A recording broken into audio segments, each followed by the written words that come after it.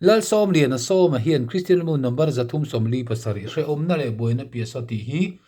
zai hruina na ron rikhoi sa thluk thuma oma a pathum hian kan sa don ani kan sakna turki hi e ani phot don ani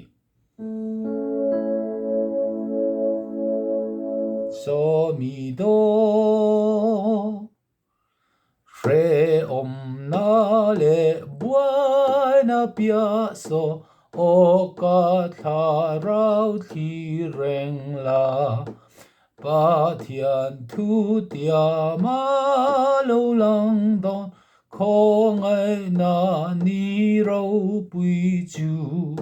van zu bili ni ro pui a eng tran ta ka zong khat lu khat na chu ni hre na le boina piasa o ka tharau thi reng la Pathian thu tia ma lo lang don khong ai na ni ro pui chu van zu bili ni ro pui a eng tran ta kha thluk khat na ni ai du to khang tu na thluk ni na an en lenga ti kan en mai thon nia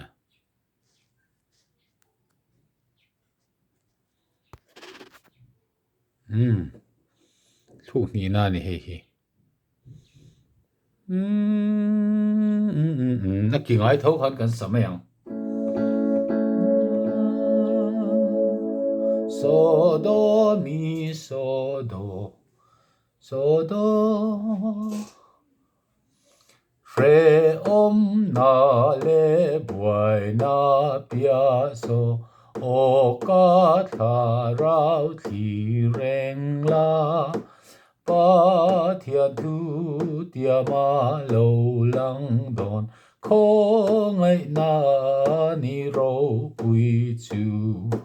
van zu bili ni ro pui a eng tran ta ni ro pui a eng tran ta ni ro pui a eng tran ta ni ro pui a eng tran ta ni ro pui a eng tran ta ni ro pui a eng tran ta ka kha thluk ni na ani helai hi chu ni ro pui ti kha chu bass kan sa ni a soprano chu ta hian thluk ngar ani mai voi kha saliang hre na le buai na piasa o ka tharau thi reng la Pathian thu tia ma lo lang don khong ai na ni ro pui chu van zu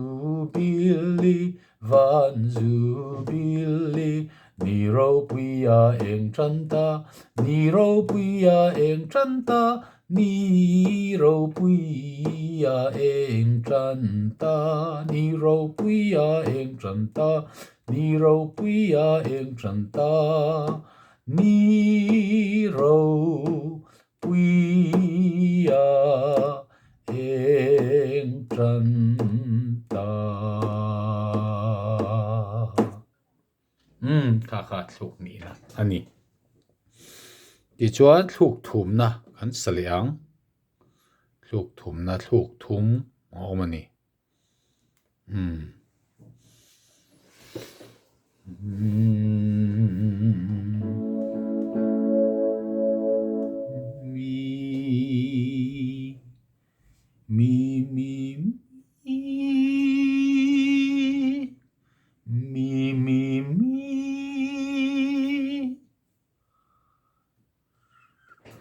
Hre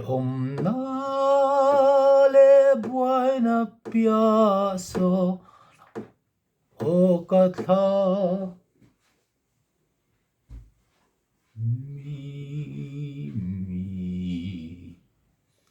re om na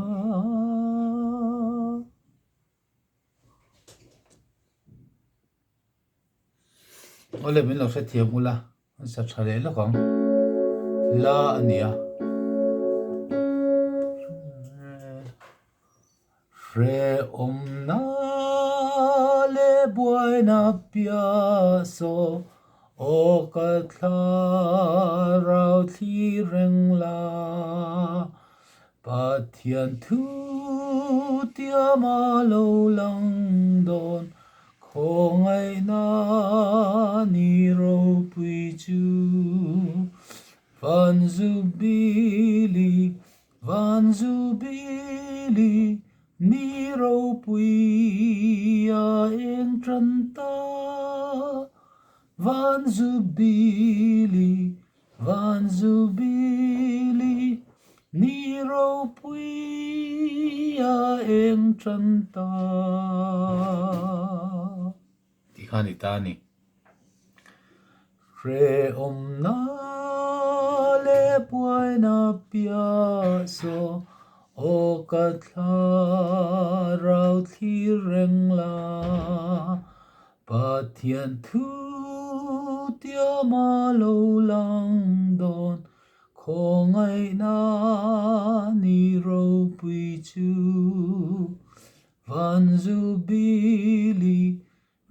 zubili ni ro pui a eng tran ta van zubili ni ro pui a eng tran ta